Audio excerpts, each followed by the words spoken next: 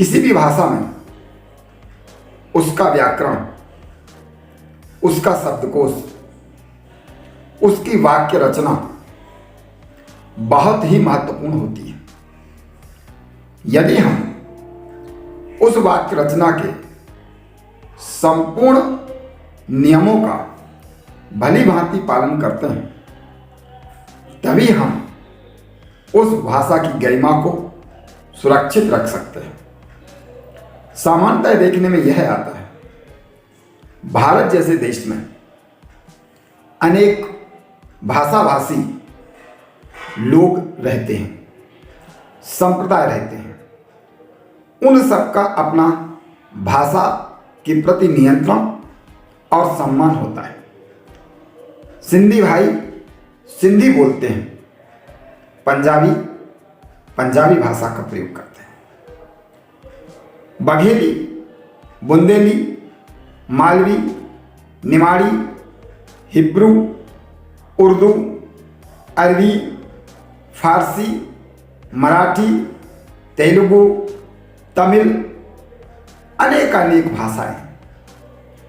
किंतु इन भाषाओं को बोलने वाले जैसे एक साथ मिलकर के रहते हैं, वैसे ही विभिन्न भाषा के शब्दों का दूसरी भाषाओं के अंदर पहुंच जाना, अचानक सम्मिलित हो जाना, धारा प्रवाह में वार्तालाप के दौरान उनका प्रयोग होना, यह स्वाभाविक लगता है। लेकिन इस स्वाभाविक शब्द के साथ में इसका अर्थ यह तो नहीं कि हम भाषा की शुद्धता के साथ समझौता कर लें। वास्तव में पाठ्यक्रमों में और विद्यालयों में और विश्वविद्यालयों में भी यही हो रहा है।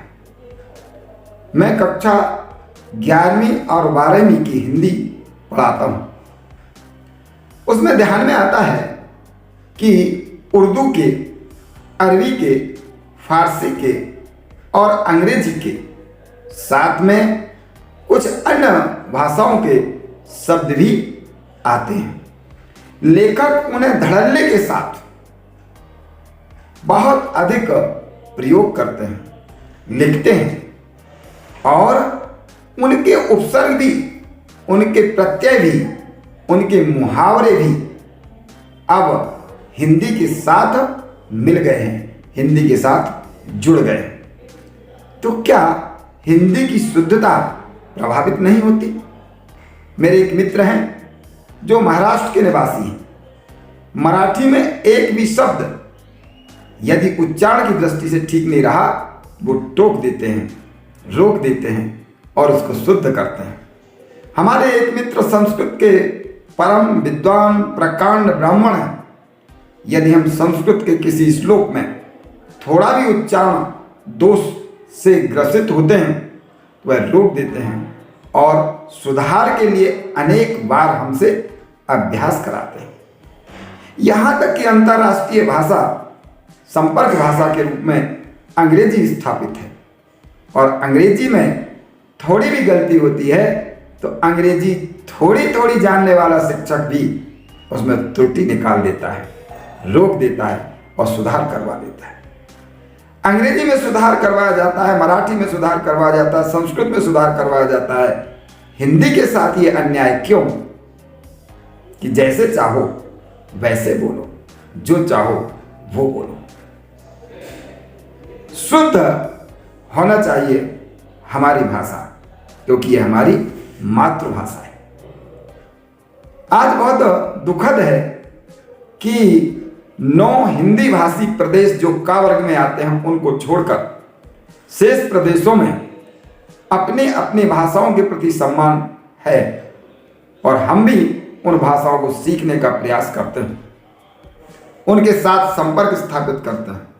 और जब संपर्क स्थापित करने में समस्या आती है तो हम अंग्रेजी के साथ तालमेल बिठाने का प्रयास करते हैं। भाषाओं के साथ हमारा संघर्ष नहीं है, भाषाओं के साथ हमारा वैमनस्य नहीं है, भाषाओं के साथ हमारा मैत्री व्यवहार है। लेकिन प्रत्येक भाषा की शुचिता ठीक वैसे ही होना चाहिए जैसे हम पारिवारिक संबंधों में शुचिता का पालन करते हैं, संस्कारों का पालन करते हैं, संस्कृति का पालन करते हैं। और हिंदी के संबंध में ये बहुत बड़ा दोष है कि मातृभाषा होने के बाद भी, सबसे बड़ी भाषा होने के बाद भी, सबसे विशाल क्षेत्र में बोली जाने वाली भाषा होने के बाद भी इसकी शुचिता और शुद्धता पर विद्वानों का ध्यान नहीं गया। और विद्वानों ने अपनी लेखनी में भी अनेक अन्य भाषा के शब्दों को समायोजित किया, सम्मिलित किया। इससे बचना चाहिए।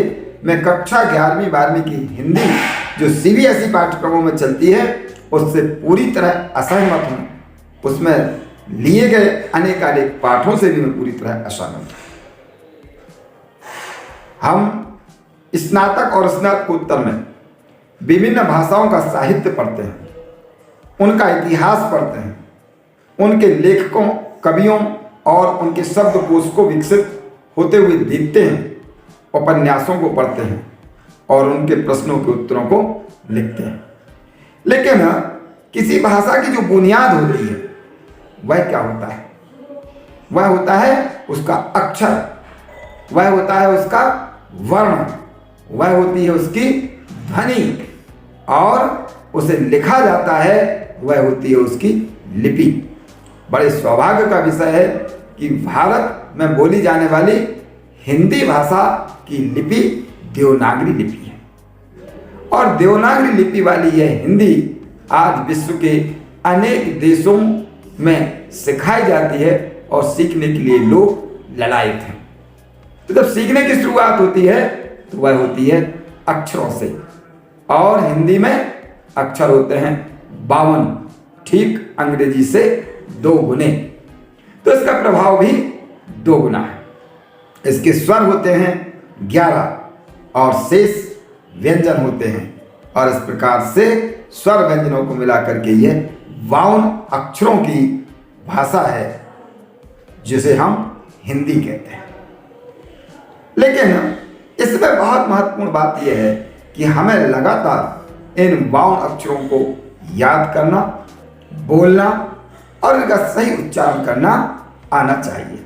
जैसे जब हम स्वरों का उच्चारण करते हैं, अ, आ, इ, ई, ओ, ऊ, ए, आई, ओ, औ, र, का वर्ग का उच्चारण करते हैं, क, ख, ग, घ, इंग। अब लोग क्या बोलते हैं? का। तो का बोल दिया तो उसके साथ आ जुड़ गया, मतलब वो छोटा का नहीं बचा, अब वो बड़ा का हो गया। अब बुंदेलखंड में पहले 12 खड़ी सिखाने की एक परंपरा थी। आपको हास्यास्पद लगेगी, जिसको बोलते थे, जो छोटा का होता था उसको बोलते थे बिनकिन का, कानों का, अग्गों की, पिच्छों की, लहतर को, गुड़ान को, एक मत के, 2 मत कई, कन्ना कौ, कमस्ते कम। ऐसा लगता है आपको, जो आपने पहली बार शायद सुना होगा। तो यह उसकी 12 खड़ी बोलने का या सीखने का एक तरीका था। किंतु हमें यह ध्यान रखना चाहिए कि यदि कोई ह्रस्व है और दीर्घ है तो उच्चारण में भी ह्रस्व और दीर्घ होना चाहिए। क और का, इसमें अंतर होता है। और इस प्रकार से जब हम 52 वर्णों को शुद्ध बोलना सीख जाएंगे तो निश्चित तौर पर फिर आगे शब्द रचना शुद्ध होगी, वाक्य रचना सौष्ठव को लिए हुए होगी, और फिर हम वाक्यों का सही उच्चारण और प्रयोग कर सकेंगे और अपनी भाषा को सही ढंग से बोल पाएंगे। तो वर्णों की दृष्टि से जब हम बात करते हैं तो उसमें 52 होते हैं, और जब हम कोई शब्द लिखते हैं तो शब्दों में स्वर मिला हुआ होता है, और इस मिले हुए स्वर को बताने के लिए हम विन्यास करते हैं, जिसको अपन कहते हैं वर्ण विन्यास। ध्वनि विच्छेद भी बोलते हैं। ध्वनि विच्छेद और वर्ण विच्छेद में थोड़ा सा अंतर है। जब ध्वनि विच्छेद करते हैं तो उसके साथ स्वरों की गिनती करते हैं। जैसे कमल, का, अ, मा, अ, ला, आ। जिस प्रकार से का के साथ आ को जोड़ दिया, माँ के साथ आ को जोड़ दिया, ला के साथ आ को जोड़ दिया। तो स्वर और व्यंजन मिलाकर के ध्वनि विच्छेद की दृष्टि से कमल में 6 अक्षर है या 6 वर्ण है। और जब हम वर्ण विच्छेद की दृष्टि से बात करते हैं तो कमल, का, मा, ला 3 वर्ण है। तो वर्ण विच्छेद में केवल वर्णों की गिनती होती है और ध्वनि विच्छेद में उस व्यंजन के साथ में जुड़ा हुआ जो स्वर है उस स्वर की भी गिनती होती है, वो ध्वनि विच्छेद कहलाता है।